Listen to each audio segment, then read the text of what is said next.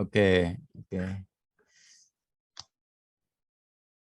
Nah, ini ya, jadi ini sedikit mengenai mujizat ya. Jadi kalau dari spiritualitas adalah prinsip kerajaan Allah ya. Yang kedua ini spiritualitas itu adalah prinsip mujizat ya. Jadi mujizat sebenarnya untuk diri sendiri nih yang penting ya. Kalau nabi, rasul itu diberi mujizat untuk umat ya, tapi mujizat itu sebenarnya keajaiban ya yang super akal itu saja sebetulnya.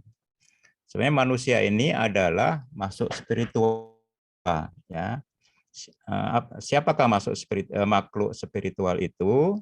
Yaitu makhluk yang diperlengkapi dengan pikiran spiritual. Ya, yang mendominasi dia lebih daripada pikiran jiwa dan indera. Ini sebenarnya desain awal daripada Allah kepada manusia. Ya, tapi karena sudah kesalahan Adam dulu, ya justru pikiran jiwa atau indera kita yang mendominasi pikiran spiritual kita. Nah, ini namanya salah SOP sebetulnya di situ. Ya, kita beli mobil Toyota gitu yang SOP-nya harus pakai super atau apa diisi solar kan gitu di sini seperti itu. Ya, prinsip mujizat manusia adalah makhluk spiritual itu adalah manusia roh yang punya habitat surgawi. Rohnya itu habitatnya surgawi bukan duniawi. Yang hidup di dalam jiwa dan tubuh. Jadi jiwa tubuh ini adalah seperti pakaian astronot duniawi. Roh ini nggak bisa hidup di dunia tanpa pakaian jiwa dan tubuh kayak kita di bulan. Nah, kita harus paham itu dulu ya. Jadi yang dipentingkan bukan jiwa dan tubuh kita, Pak, Ibu ya, tapi roh kita. Dan habitat kita surgawi itu ya kalau ngerti itu ya luar biasa ya, nggak seperti dunia ini, Bu, Bapak, Ibu, nggak seperti ini. Nggak ada yang aneh-aneh lah ya. Yang ini yang luar biasa semua. Ini habitat kita. Ya. Nah, karena kita makhluk spiritual, kita punya kurikulum pengajaran surgawi. Kurikulumnya surgawi, pengajarannya surgawi itu apa? Hidup kekal dan mujizat. Itu ada di dalam kita semua. Itu, tapi nggak pernah digali karena ya nggak kelihatan, tidak bisa kasat panca indera dan tidak kasat pikiran jiwa kita. Satu lagi yang perlu saya ini bahwa makhluk spiritual ya kita ini adalah makhluk yang istimewa luar biasa ya, yaitu amfibi, surgawi dan duniawi. Ini seperti ini kita harus pahami. Seperti kata hidup di dunia di alam, dua dunia. Jadi kalau kita sudah sesak nggak bisa apa-apa di dunia ini. Jangan ya kalau kata nggak amfibi dia di darat udah nggak bisa makan dia mati.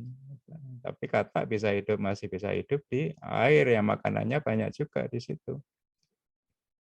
Nah kita sama kita ini makhluk amfibi, surgawi dan duniawi. Jadi kalau ada kesesakan di dunia, masalah dunia apapun jangan takut. Ya kita ada satu alam lagi yang lebih luar biasa daripada dunia. Hidupi itu, ya pahami itu, percayai itu. Sehingga nanti mujizatnya turun secara pribadi kepada kita yang ya tidak mungkin kita dapat itu dapat. Nah, saya tadi mengalami banyak hal gitu dari tubuh, dari segala macam, merdeka dari itu semua. Ya. Bapak Ibu bisa semua. Ya, karena punya kurikulum surgawi yang mengajar siapa? Bukan manusia gitu ya, Allah. Ya, sebenarnya melalui ruhnya, makanya nanti ada Rohul Kudus itu. Allah mengajar mujizat via spiritualitas ini, ya. Makanya Allah memberi mujizat kepada para nabi karena untuk kepentingan umat. Ini spesial memang ya, tapi kita masing-masing diajari sampai dengan hari ini. Tadi Allah itu tetap dari Adam sampai dengan hari ini, yang berbeda kita gitu. Ya, tapi Allah mengajarkan mujizat ini oleh Roh Allah yang tinggal di dalam diri Isa Al-Masih. Ini ya, dan ini ada di Quran dan juga di Injil. Maka ini contoh buat kita ya, karena manusia yang rohnya roh Allah ini yang pertama sejak Adam putus dulu yaitu Isa Al-Masih ini. Rohnya roh Allah. Makanya nanti kita bisa lihat ya. Pikiran jiwa Isa Al-Masih ini secara bertahap belajar melayani pikiran spiritual roh Allah yang ada di dalam dia. Ini ada di Quran dan Injil.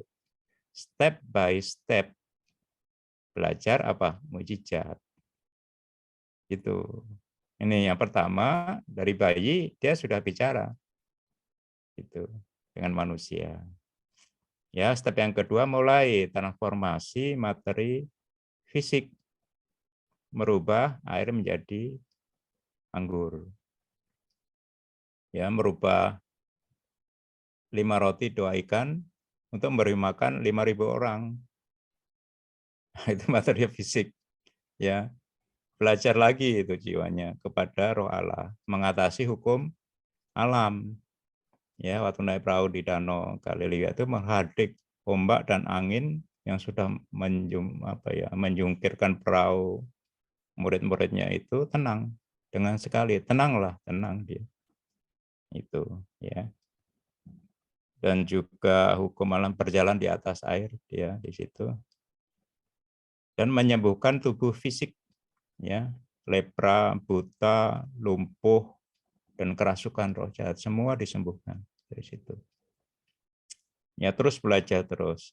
Akhirnya menghidupkan materi ya lempung yang ditiup jadi burung dan mematikan flora pohon ara waktu itu.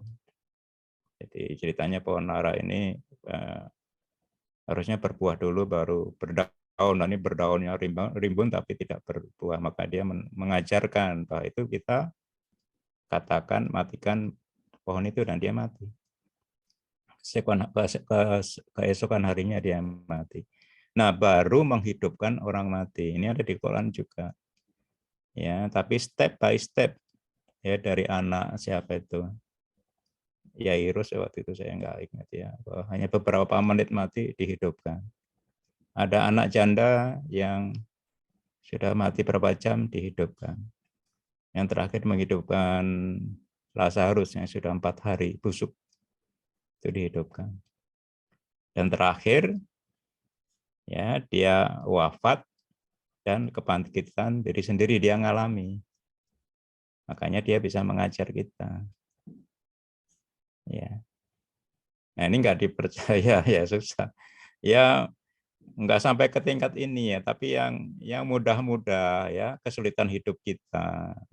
Ya paling tidak dengan cara-cara amfibi surgawi ini masih kita bisa mengatasi. Ini bukan manusiawi kita. Ya sudah habis akal, habis tenaga, habis uang ya dan sebagainya. Jangan lupa kita nih makhluk amfibi surgawi. Ya, maka ini harus kita manfaatkan ini. Yaitu apa? Ini senjatanya pikiran spiritual. Kita diperlengkapi Allah dengan pikiran spiritual.